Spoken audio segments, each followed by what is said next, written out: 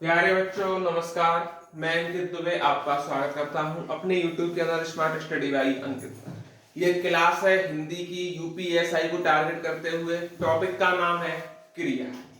जैसा कि हमने क्रिया का पहला पार्ट किया था, उसमें हमने पूर्ण कार्य क्रिया, संयुक्त क्रिया नहीं हुई थी, लेकिन हमने दो चार क्रिया बताई थी, जैसे कि आप बोलेंगे अकर्मक क्रिया, सकर्मक क्रिया, ये सब क्रियाएं हम डिस्कस कर चुके थे। आज हम करेंगे मूल क्रिया, यौगिक क्रिया और नाम धातु क्रिया। तीन क्रियाओं को पहले समझते हैं। मूल क्रिया किसे कहते हैं? जो मूल धातु से बनती है। मूल धातु का मतलब क्या है? जैसे हंसना है तुम्हारी क्रिया, ये हंस धातु से बनी है। आप कहेंगे जी सर, हंसना जो क्रिया है तो हंस धातु से बनी है। हंस हमारी क्या कहलाएगी? मूल धातु। हंस क्या कहलाएगी? तो मूल धातु कहलाएगी। ठीक है। रोना क्रिया रो धातु से बनी है, रो धातु होती है। ठीक, इस तरीके से हमने मूल क्रिया समझ लिया। बात करते हैं यौगिक क्रिया की। मूल क्रिया में प्रत्यय लगाकर बनाई गई क्रिया को क्या कहते हैं? यौगिक क्रिया। अच्छा, अब क्रिया में प्रत्यय लगाकर क्रिया बनाना ये कैसे संभव है उसको समझते हैं। जैसे हंसाना बोला हमने, तो हंसाना में और रुलाना में आप कहेंगे आना प्रत्यय है। अगर आप प्रत्यय पढ़े होंगे इससे पहले, तो हंसाना रुलाना में आप तुरंत समझ जाएंगे इसमें आना प्रत्यय यूज हुआ है। कौन सा प्रत्यय यूज हुआ है? आना प्रत्यय यूज हुआ है। तो जब इसमें आना प्रत्यय लगाकर क्रिया बनाई गई है, तो इसीलिए इसको बोलते हैं यौगिक क्रिया। बोलिए, यौगिक क्रिया और मूल क्रिया आपको समझ में आ चुकी होगी। अब चलते हैं नाम धातु क्रिया की तरफ। क्या है नाम धातु क्रिया? समझते चलते हैं। नाम धातु जैसा कि ऐसी धातु जिसका निर्माण संज्ञा, सर्वनाम या विशेषण से होता है। किस तरीके से होता है देखते रहिए आगे। अब संज्ञा से नाम धातु क्रिया बनाना हम सीखते हैं। आपको जानकारी है सर्म, ये भी संज्ञा में आएगी। लोभ क्या है? ये भी संज्ञा है। माटी क्या है? ये भी संज्ञा है। फिल्म क्या है? ये भी संज्ञा है।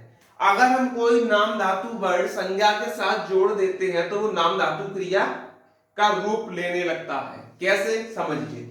सर्म, सर्म में अगर नाम धातु आप कोई भी प्रत्यय जोड़ेंगे या कुछ भी जोड़ेंगे, नाम धातु जोड़ दिया तो शर्मा हो गया, यानी हमने आ जोड़ दिया।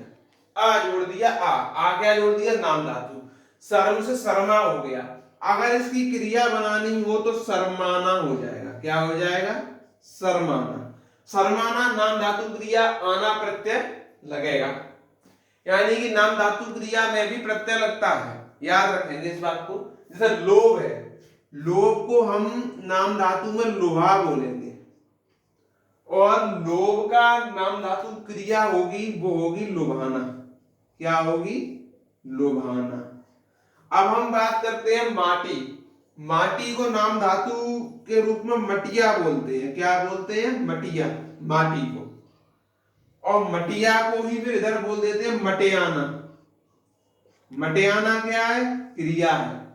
माटी क्या है? संज्ञा है। बात, बात का हो जाएगा बतिया, और इधर हो जाएगा बतियाना। क्या हो जाएगा? बतियाना। ये क्या है? आप बोलेंगे ये भी नाम धातु क्रिया है। ठीक, यहां तक चलेगा हमारा। अब फिल्म, फिल्म का हो जाएगा फिल्मी। क्या? नाम धातु में।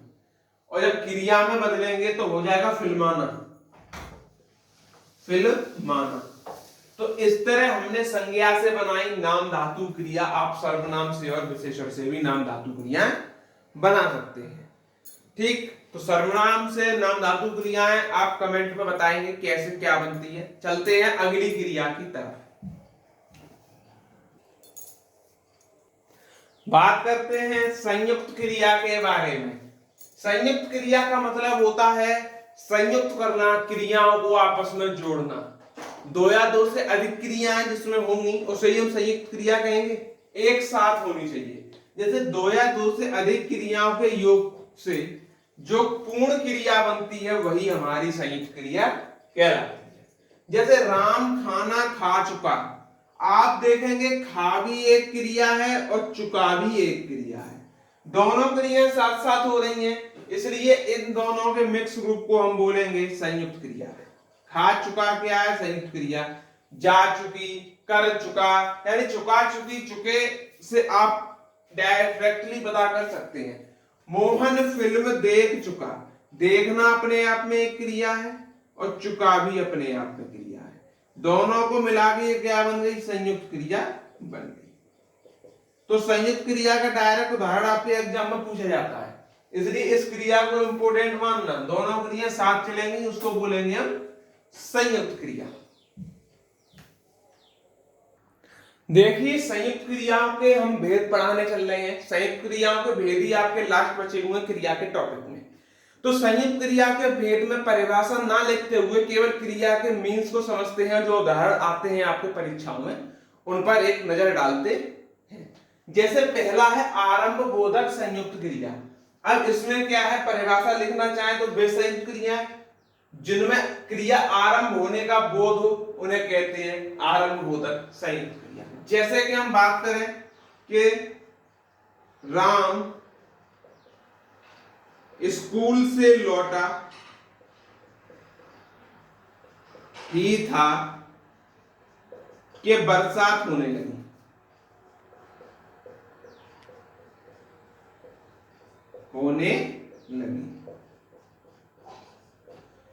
तो होने लगी यानी कि आरंभ हो गया, बरसात का आरंभ होना यानी कि किसी क्रिया का प्रारंभ होना, इसको कहते हैं हम क्या?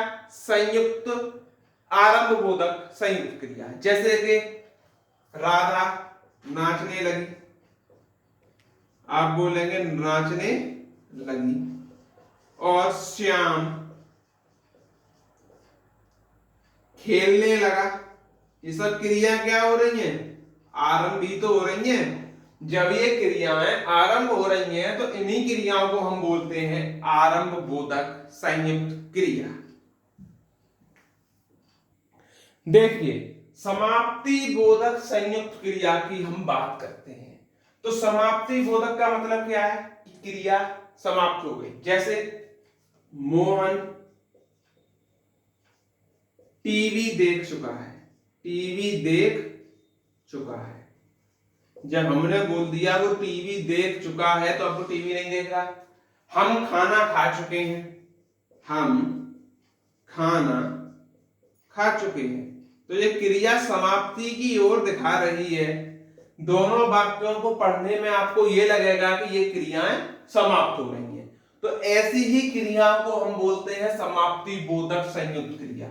संयुक्त क्रिया देख चुका, खा चुका, वो मैं पहले डिफाइन कर दिया है। अब बात करते हैं अवकाश बोधक। इसमें बहुत कंफ्यूजन रहती है अवकाश बोधक और समाप्ति बोधक में। अवकाश बोधक ये है जैसे किसी चीज को करने में थोड़ा सा कठिनाई महसूस होना, उसको बोलते हैं कि उस काम को यदि अवकाश मिल जाए तो मैं ये काम जल्दी कर लूं। तो अवकाश बोधक में आप लिख सकते हैं मैंने यह कार्य मुश्किल से कर पाया, मुश्किल से कर पाया। आप जानेंगे कि आपने ये कार्य मुश्किल से कर पाया इसलिए क्योंकि आपको अवकाश की जरूरत थी और आप अवकाश नहीं ले पाए, तो ये काम आपके लिए कठिनतावर हो गया। तो ऐसे वाक्यों को अवकाश बोधक में हम रखते हैं। आगे चलते हैं। अब ये दो क्रियाएं और हम ले लेते हैं, बाकी क्रियाओं के लिए एक क्लास आपकी हम कल भी लेके आने वाले हैं, ठीक है। कल आपका क्रिया का टॉपिक फिनिश कर दिया जाएगा हमारी तरफ से। तो अब क्रिया क्या है? अनुमति बोधक संयुक्त क्रिया। अनुमति बोधक का मतलब क्या है? हमें किसकी आज्ञा लेना, अनुमति, ठीक है। मुझे खेलने दो, मैं आज्ञा ले रहा हूं, तो मुझे आज्ञा ले रहा हूं घर वालों से, घर वालों ने दी जाओ बेटा खेलो, तुम्हें अनुमति मिल गई, तो इसको बोलते हैं अनुमति बोधक। जैसे मुझे खेलने दो,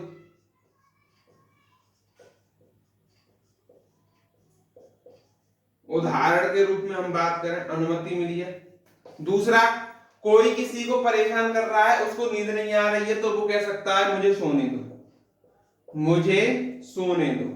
ये किसका है? ये भी अनुमति बोधक का वाक्य है। अब बात करते हैं नित्याबोधक संयुक्त क्रिया। इसका मतलब क्या है? कोई कार्य रेगुलर हो रहा है और होता ही जा रहा है, रुक ही नहीं रहा है, उसको बोलते हैं नित्य कर्म, नित्य कार्य करना, नित्य बोधक संयुक्त क्रिया। जैसे कि अब इसको उदाहरण से समझते हैं, जैसे नदी बह रही है,